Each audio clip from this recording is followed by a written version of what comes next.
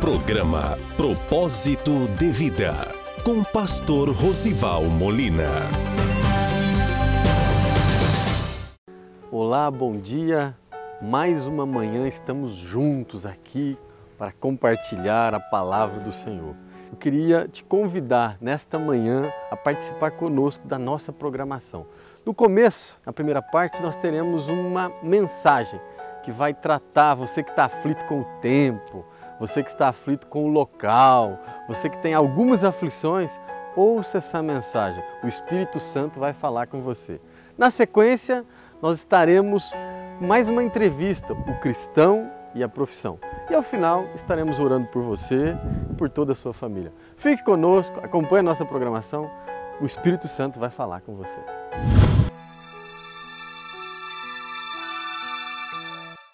Jesus, ouvindo isso, retirou-se dali num barco para um lugar deserto, apartado. E sabendo o povo, seguiu a pé desde as cidades. E Jesus, saindo, viu uma grande multidão e, possuído de íntima compaixão para com ela, curou os seus enfermos. E sendo chegada a tarde, os seus discípulos aproximaram-se dele, dizendo: o lugar é deserto e a hora já é avançada. Despede a multidão para que vão pelas aldeias e comprem comida para si. Jesus, porém, lhes disse: não é mister que vão, dai-lhes vós de comer. Então eles lhe disseram: não temos aqui senão 5 pães e 2 peixes. E ele disse: trazei-nos aqui. Tendo mandado que a multidão se assentasse sobre a erva, tomou os 5 pães e os 2 peixes, e erguendo os olhos ao céu, os abençoou, e partindo os pães, deu aos seus discípulos, e os discípulos à multidão. E comeram todos, e saciaram-se, levantaram dos pedaços que sobejaram 12 cestos cheios. E os que comeram foram quase 5.000 homens, além das mulheres e crianças. Amém? Este é um texto que narra um milagre que é bastante destacado nos evangelhos. Dos quase 40 milagres que nós temos registrado nos evangelhos, este é o único milagre que é repetido, que é narrado, que é lembrado em todos os 4 evangelhos. Milagre da multiplicação. Mas é importante a gente entender qual era o cenário deste momento de Jesus. Jesus tinha acabado de receber uma notícia muito difícil. Jesus vinha curando, vinha libertando, vinha pregando o sermão do monte, vinha anunciando a palavra. De repente, se você com calma depois olhar no capítulo de número 13, a Bíblia diz que ele recebe a notícia de que o seu companheiro João Batista havia sido morto. Uma notícia que o abalou, uma notícia de dor, que o seu primo irmão, que o seu precursor, que o seu companheiro de anunciação do evangelho havia sido decapitado. Literalmente havia perdido a cabeça. Haviam cortado-lhe a cabeça e servido num prato para uma moça a pedido de sua mãe. A Bíblia então registra aqui no começo do verso de número 13 que, ouvindo essa notícia, ele queria sair para um lugar deserto e afastado para meditar, para refletir. Mas a Bíblia registra que então ele chega e com aquela notícia no coração se depara a uma grande multidão. Seu primo, seu companheiro tinha perdido a cabeça. Tantos homens perdem a cabeça, às vezes por uma mulher, às vezes por dinheiro, às vezes por uma batida de carro, mas aqui literalmente ele havia perdido a cabeça por anunciar o reino de Deus. E resolve se retirar para um momento só. Mas quando ele chega a esse local deserto, ele se depara a uma grande multidão. Aproximadamente 15 a 20 mil pessoas estavam nesse local. Então, a Bíblia registra aqui que ele transforma aquele momento de dor, pensando no seu companheiro, pensando naquele que pavimentou o seu caminho. Ele transforma aquele momento de dor em um momento de compaixão. A Bíblia diz que ele se move de íntima compaixão por aquela multidão e reage com compaixão, curando e libertando a multidão. Às vezes, irmãos, a minha história e a sua história não é diferente. Nós nos deparamos a aflições do mundo. Às vezes, sentimos aflições por conta do tempo. E o texto também registra algo sobre o tempo. Às vezes, você até recebeu uma promessa, você até recebeu uma palavra, mas o tempo está passando, a vitória não vem, a bênção não vem, está nos 45 do segundo tempo, você não sabe mais o que fazer, a sua estrutura já está sendo afligida e o tempo está passando.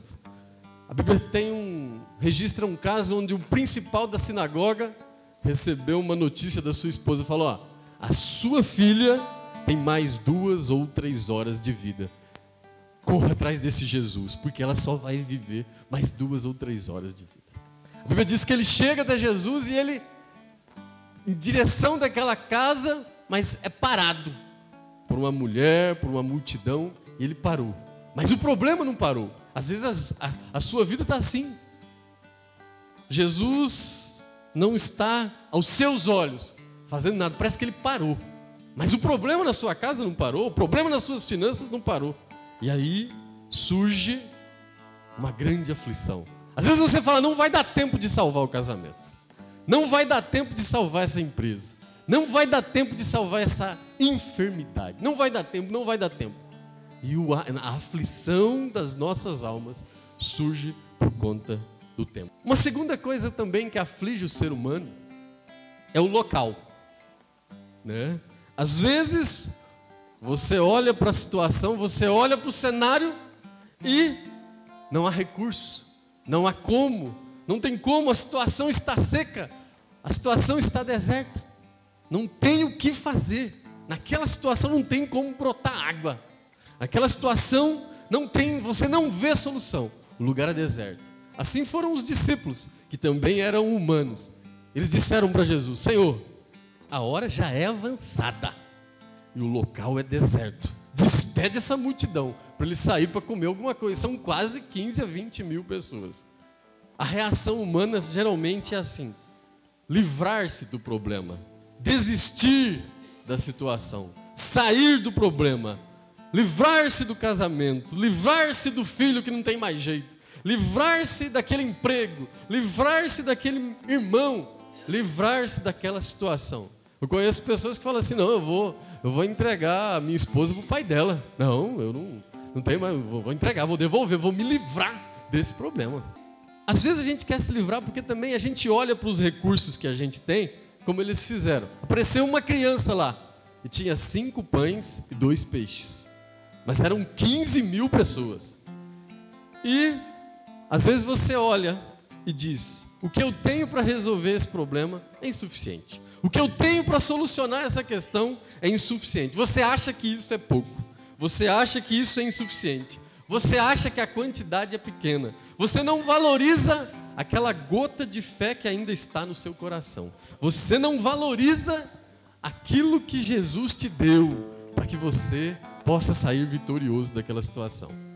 Mas nesta noite, eu quero te mostrar, através dessa palavra, que Jesus vai te ensinar a reagir de maneira diferente. Quando você estiver diante de uma aflição, ou porque está demorando muito, ou porque não tem recurso, a situação é deserta, a questão é escassa, Jesus vai te ensinar hoje como que você tem que reagir para que você saia vitorioso, para que o milagre aconteça na sua vida e que o nome dele seja glorificado. Nós vemos aqui, irmãos, no verso 18 e 19, a primeira lição. Para que o milagre aconteça, para que você vença essa adversidade, para que você vença essa situação, nós vemos aqui que quando a situação, a aflição surgir na sua vida, o que você tem que fazer é colocar os seus problemas, as suas dificuldades, as suas limitações, aquilo que você acha pouco, aquilo que você acha insuficiente, aquilo que você acha que não será suficiente. O que você tem que fazer é colocar tudo nas mãos de Deus. Coloque tudo nas mãos de Deus, mesmo pouco, mesmo insuficiente, mesmo aquela gota de fé, mesmo aquela única chance, mesmo que seja a última chance, coloque nas mãos de Deus, coloque nas mãos de Jesus. Nas mãos do pastor não dá para fazer nada, nas mãos dos homens não dá para fazer nada, mas nas mãos de Deus tudo é possível. O seu nada nas mãos de Deus vira tudo.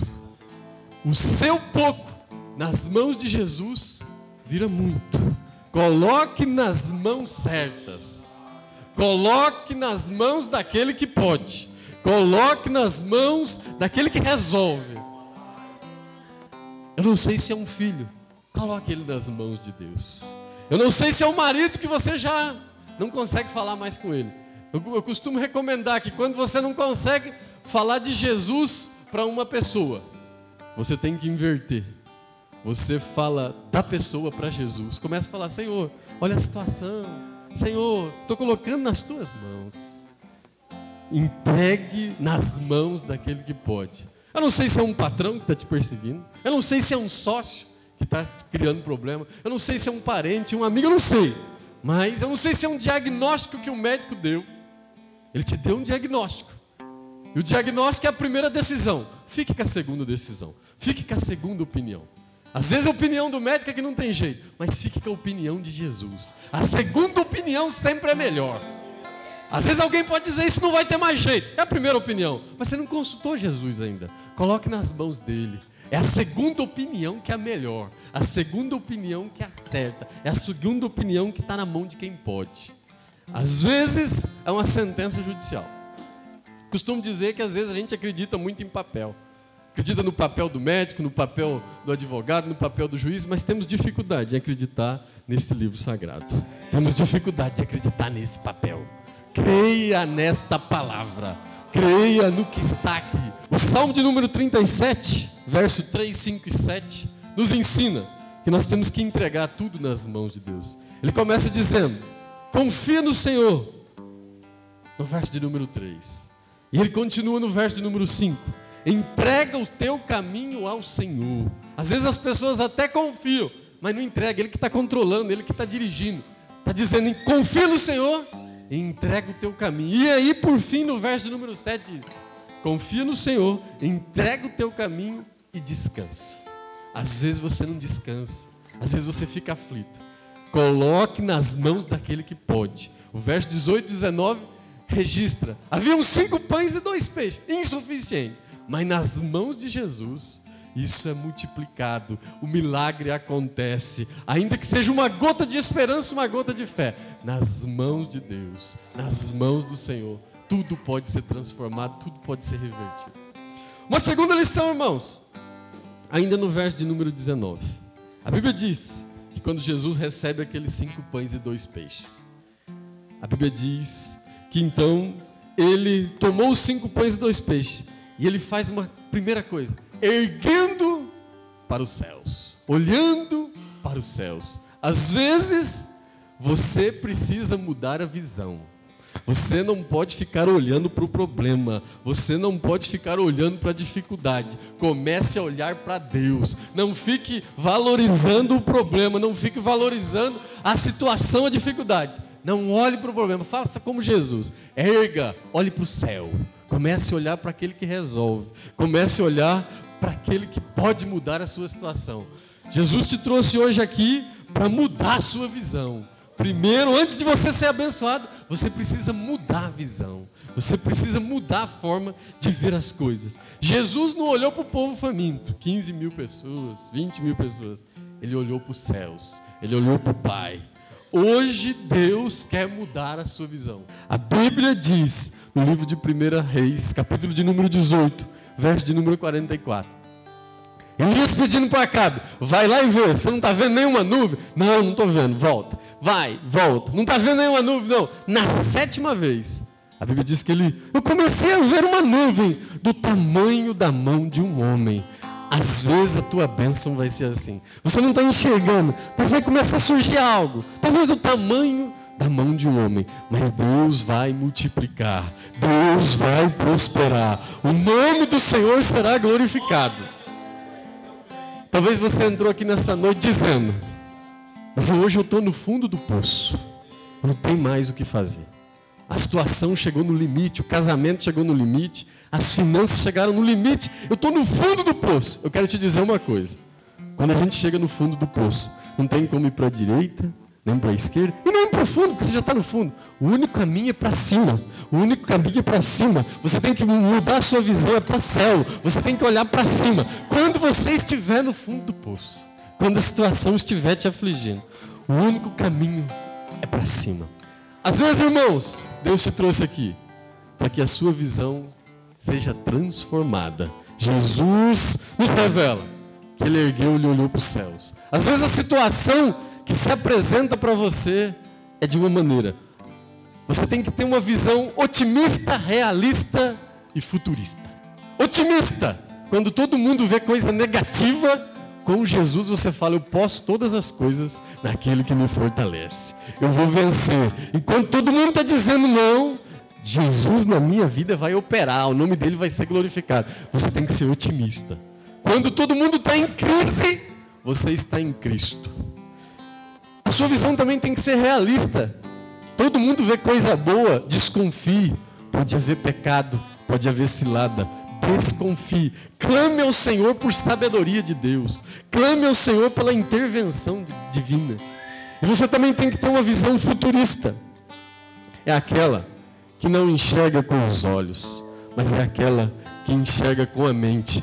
O que eu estou plantando hoje, o que eu estou glorificando hoje, o que eu estou louvando hoje, o que eu estou fazendo para Jesus hoje, a mudança que eu estou fazendo na minha vida, eu estou me desviando do pecado, isso vai refletir lá na frente. O nome do Senhor será glorificado. Eu não estou vendo agora, mas Deus já está agindo, a minha casa já está sendo visitada, a minha situação já está sendo transformada. Eu não estou vendo, mas o nome do Senhor já está trabalhando. O sangue de Jesus já está entrando nessa situação. Glórias a Deus. Uma terceira lição, irmãos. A Bíblia diz que ele então olhou para o céu e ele abençoou aqueles pães e aqueles peixes. Às vezes é necessário você aprender com Jesus a profetizar, a abençoar tudo que você tem. Tudo que você tem foi Jesus que te deu. Tudo que você faz foi Jesus que te deu. Às vezes você não valoriza o esposo, a esposa, não valoriza o filho, a filha, não valoriza o emprego, não valoriza isso que você tem. Abençoe. Comece a profetizar. Profetiza, como foi feito lá no Vale de Ossos Secos. Vai profetizando. A Bíblia diz que o poder da vida e da morte está na língua. O poder da vida e da morte. Você pode, através da sua palavra, conquistar alguém. Mas também através da sua palavra, você pode ser odiado por alguém. Por uma palavra, os governantes das nações podem abrir guerra, umas contra as outras. O poder da vida e da morte está na palavra. Tem gente que só reclama. Se vai numa festa, fala: tinha salgado, mas o salgado estava frio. Ele só reclama. Irmão, comece a abençoar. A Bíblia diz que Paulo dizia: sei estar em abundância, mas também sei estar abatido. Eu posso todas as coisas naquele que me fortalece. Você é mais do que vencedor. A Bíblia diz ainda que Paulo e Silas, lá na prisão, presos, à meia-noite, louvavam e glorificavam ao Senhor. E à meia-noite, as portas das cadeias foram quebradas. O nome do Senhor foi glorificado. Eu sei que a situação está contrária. Eu sei que a situação está diversa. Eu sei que está tudo contra. Mas vai glorificando, vai exaltando. O evangelho é ilógico. Ninguém entende os evangélicos, ninguém entende os crentes. Às vezes você está passando uma dificuldade e está cantando. Às vezes você está passando uma dificuldade e está glorificando. Às vezes alguém te bateu na face esquerda, você está dando a direita. Porque o evangelho é ilógico. Ele não tem lógica. Mas é assim o segredo para o milagre acontecer. Vai glorificando, vai exaltando. A história registra, e os antropólogos confirmam, que os judeus nunca chamam o seu filho de burro. Nunca chamam. Às vezes quando o filho tem alguma dificuldade, a antropologia registra que eles dizem: filho, você está sendo mal compreendido. A sua inteligência é tão grande que as pessoas não estão te compreendendo. A sua inteligência é tão elevada que as pessoas não estão compreendendo. Não amaldiçoe nada que Jesus te deu. Vai abençoando, vai glorificando. Aprenda com o Senhor Jesus nesta noite. Vai glorificando. A Bíblia diz que Lázaro, quando estava naquele sepulcro, o Senhor Jesus entrou lá no livro de João, capítulo 11, e diz: tirai a pedra. E um deles diz: mas já cheira mal, já é de 4 dias. E ele diz: se creres, verás a glória de Deus. Creia, abençoa, vai crendo e vai abençoando, e o nome do Senhor será glorificado. Uma quarta lição, irmãos, está no verso de número 20. A Bíblia diz então que colocaram nas mãos de Jesus, na mão daquele que pode. Ele passou a olhar para cima, não olhou para a situação. A Bíblia diz ainda que ele abençoou e, por fim, que ele compartilhou com os discípulos e os discípulos com a multidão. Deus te chamou aqui hoje para que você seja abençoado. Mas a sua bênção, o que Deus vai fazer na sua vida, não é só para você, é para a sua família, é para os seus irmãos, é para aqueles que te rodeiam. O que Deus vai fazer na sua vida é para que o nome dele seja glorificado. As bênçãos, os dons, as vitórias, o que Deus vai fazer na sua vida é para que você abençoe, para que você prospere a vida de outras pessoas. A bênção é a única moeda. E quanto você mais passa, mais abençoa, mais abençoado, mais rico de bênçãos você fica. Eu quero te dizer que você tem que compartilhar. A história registra, e a Bíblia também, que o maná que o Senhor enviava todo dia para os israelitas, todos os dias, não podia ser guardado, tinha que ser distribuído, tinha que ser compartilhado.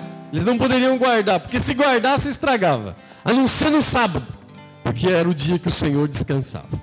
Mas os demais dias, todos os dias, teriam que ser consumidos e distribuídos. Ninguém podia guardar na sua casa porque estragava. Assim também são as bênçãos do Senhor na minha e na sua vida. Você tem que compartilhar. E para fechar essa palavra, a Bíblia registra que todos comeram, 15.000 pessoas, porque só de homens eram 5.000, fora mulheres e crianças, aproximadamente 15.000 pessoas. E todos comeram e ainda sobraram 12 cestos cheios. Eu quero profetizar na sua vida nesta noite. 12 cestos cheios. Um período de 12 meses. Um período de 12 meses, 12 cestos cheios na sua vida. Vai sobrar, Deus vai abençoar, Deus vai manifestar a glória dele, Deus vai entrar com providência. Talvez você vai me perguntar: mas quando vai começar isso, pastor? Quando vai começar isso?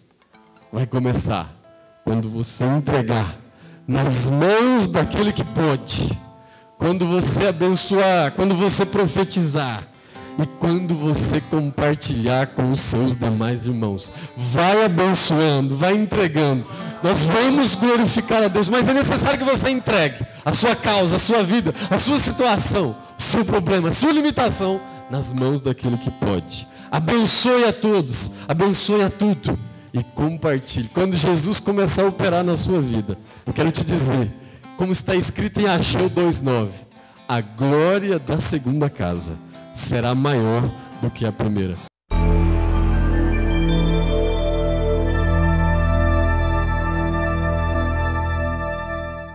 Olá, bom dia. Mais uma vez estamos aqui com o nosso quadro O Cristão e a Profissão. E hoje com a professora e coordenadora Gilnete Leite. Bom dia, professora. Bom dia. A razão do nosso convite é para que a senhora compartilhe com os nossos telespectadores todas as informações do curso de matemática. É preciso calcular, né, professora? Com certeza. O que faz um profissional de matemática, um curso tão assim, que assusta as pessoas, né, professora? Mas o que faz um matemático? Bom, um licenciado em matemática, vou falar da licenciatura, que é o curso que eu coordeno. Um licenciado em matemática, ele pode trabalhar em escolas públicas, lecionando para o ensino médio fundamental e também escolas particulares, né? Ele também tem a oportunidade de avançar os seus estudos a nível de pós-graduação, até chegar a centros, grandes centros como ITA, pesquisar como pesquisador, né? Chegar a esses centros universitários como pesquisador. Professora, e dentro das empresas, dentro dos órgãos públicos, qual é a participação desse tipo de profissional? Ele participa, qual é a necessidade desse tipo de profissional? Então, fora da sala de aula, o matemático, como profissional de uma organização, a procura é pouca. E ele atua como um calculista, alguém que vai trabalhar com cálculos nessa área. Então, ele não tem, as empresas não procuram muito. O licenciado mesmo, o foco é lecionar mesmo, é a docência. Para efeito de concursos, professora, quais são assim o campo de atuação, quais os concursos que ele pode participar? Bom, devido à carga elevada da aula de matemática, hoje o professor de matemática ele dá 6 aulas semanais por turmas. Então a carga é elevada. Então tem uma grande oportunidade daquele que vai formar como professor de matemática. É praticamente um trabalho garantido, mesmo porque a gente também tem uma carência de professor, não é só na nossa região em si, em âmbito nacional. Então, a carência de professor em outras áreas também, não só falando da matemática, é muito grande. Então, o professor de matemática, hoje, o trabalho é praticamente... Para concurso, ele pode participar? Pode participar de concurso desde a 5ª série, concurso do ensino fundamental e médio também. Inclusive, o curso que eu coordeno, eu tenho 7 alunos que estavam no 4º termo, semestre passado, e já passaram um concurso público. Professora, e em relação à renda salarial, o que a senhora pode compartilhar conosco? A partir de quanto pode desfrutar esse profissional em relação a salário e pode chegar até quanto? Então, é relativo. Se o professor for dar aula no ensino público, chega a 890 a 1.200. 890 com a carga de 20 horas, 40 horas, 1.200. Se for particular, chega a 3.600. Se for nível superior, até 5.300 ou mais, depende da carga horária. Para quem gosta de matemática, vale a pena, né, professora? Promissor. Professora, muito obrigado por todas as informações, por todo esse cálculo aí, né? Agradecemos a sua presença aqui no nosso programa. E até o próximo sábado, às 11 horas, com mais um curso e mais uma profissão.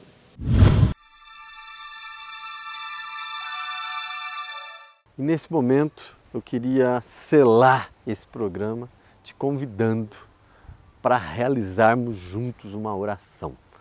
Eu tenho certeza que o Senhor pode muito através da sua e da minha oração. Curva a sua cabeça, vamos clamar ao Senhor e Ele vai se manifestar nessa manhã, nesta causa, nessa situação da sua vida e da sua família. Curva a sua cabeça, vamos orar. Pai de poder, Pai de graça, nós apresentamos estas pessoas, nós apresentamos essas vidas, essas famílias aqui representadas, Deus.